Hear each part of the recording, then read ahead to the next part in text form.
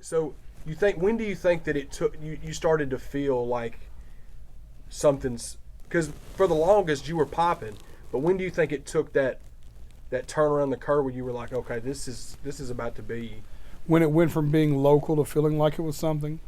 Yeah. Not that local's bad, but like a lot of those mixtapes were just like local, local legend. They were like local myth. Yeah. The first thing that happened was Waffle House sued me. Yep. Which was huge. I mean, we got so much publicity. I ended up on fucking Jimmy Fallon talking about me. Like, that was huge. It was insane that Waffle House fucking had sued me, Of all people to Of all people, dude. It's fucking my favorite. I went and ate there the other night drunk. I might go again tonight. Like, fucking love Waffle House, man. I don't hold no grudges. I love it. But I think that was like the world kind of staring at me, because me and White were playing the Gathering of the Juggalos by then, and we're like at least getting an underground name, Yeah. So it was like starting to kind of build its own thing slowly but surely. And it made a lot of people take interest in what we were doing. Yeah, for sure. And that was kind of what led into the whiskey sessions. And coming back from that time I spent in LA doing the whiskey sessions kind of led me back to being like, to my roots of like pain music, of being like, man, I want to get back to making therapeutic music, which is when me and Stoner started working on No Filter 2 and started working on Therapeutic Music 5. And I remember when me and Stoner were doing those, going, man, this is different. This is different. And then we recorded Addiction Kills. And for me, that was the turning point. Like, that is when it was like, hold on, this is like, though Demons from No Filter 2. I had a couple of songs sprinkled in that were doing well.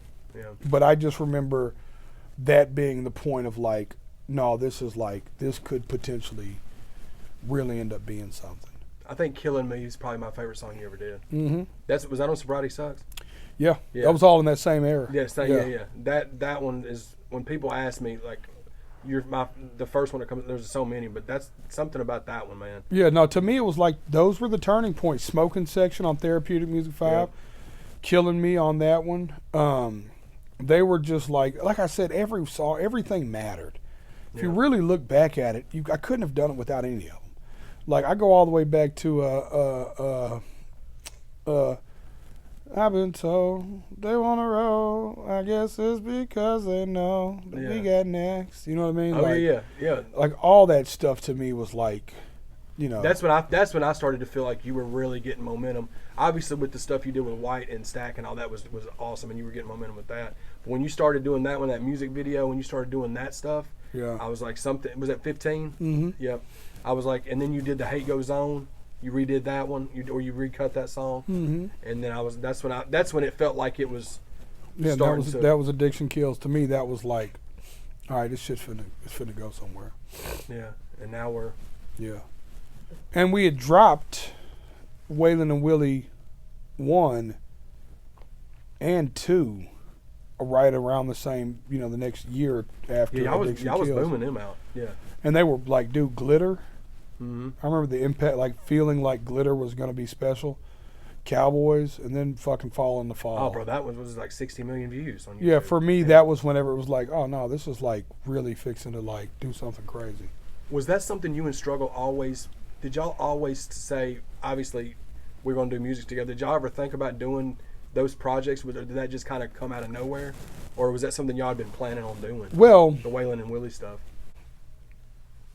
I think that we'd always, because of the Halfway House. Well, yeah, of course. We'd always wanted to work with each other. He was on all my projects. I was on all of his. And we were always trying to find a way to work. And when he came home, I was like, well, this is the most obvious thing we can do. Like, let's just do a record together. And originally we were going to call it Charge Partners, because that's what we used to always say.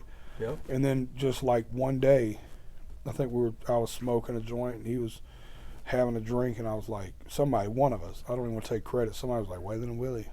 I was like, fuck, let's do it, dog. Yeah.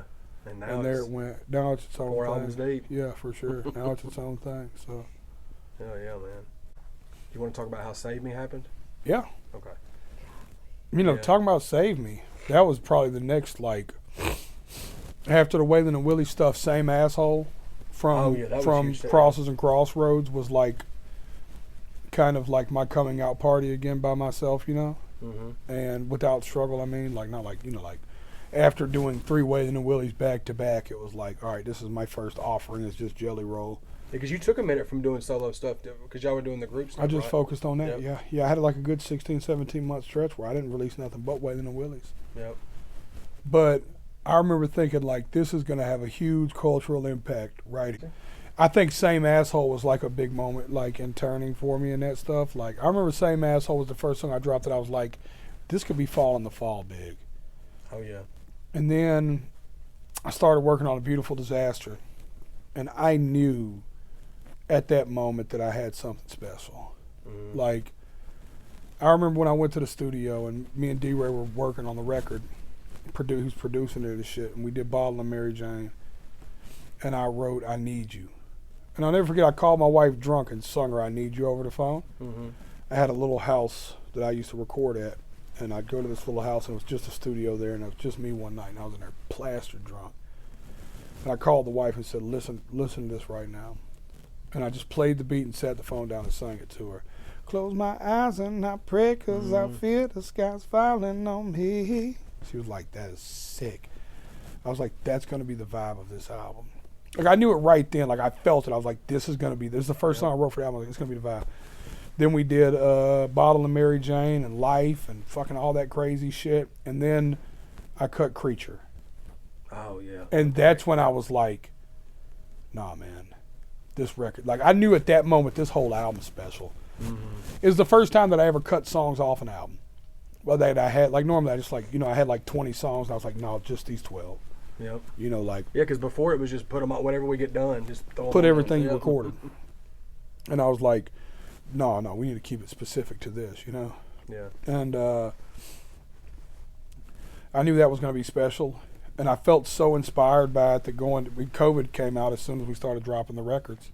Yeah. I say COVID came out like it was an album. Like, and then COVID dropped. COVID came out!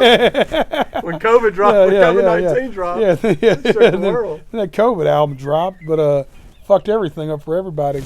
And I called, we went in and did the live versions of everything in like April when I did like all that live shit. That was like when COVID was fresh, and we were leaving there, and it was May. Mm-hmm. And I called my manager, Matt Wallace, and I said, look, man, find a studio. He was like, what? I was like, find a studio, Bubba. Like right now, like find somewhere I can just go sit and write every day. I'm tired of the house.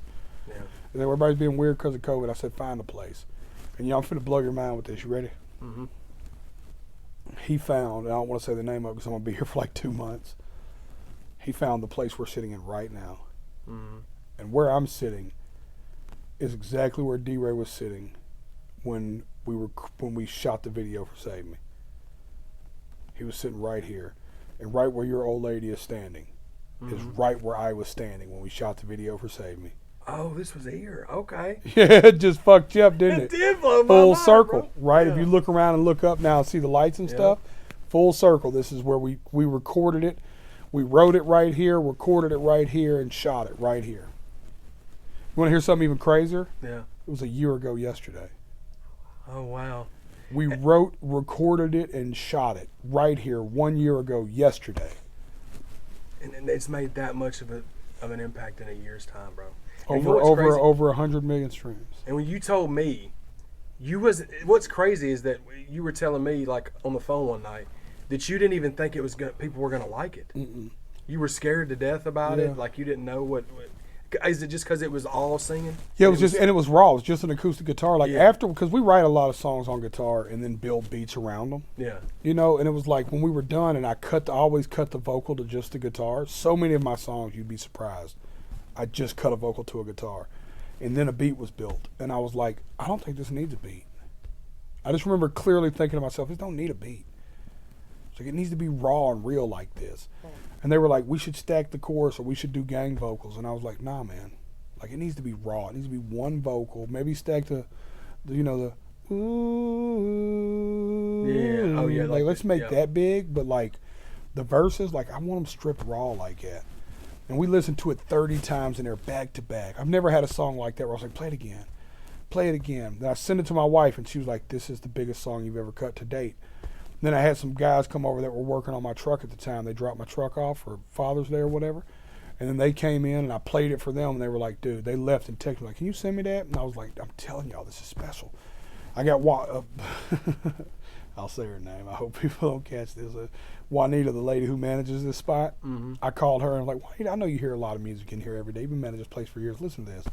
She was like, emotional. She was like, this is so incredible. Yeah. I fucking seen my country music buddy out there and I was like, yo, man, because this studio's pretty big studios, people working in all these rooms.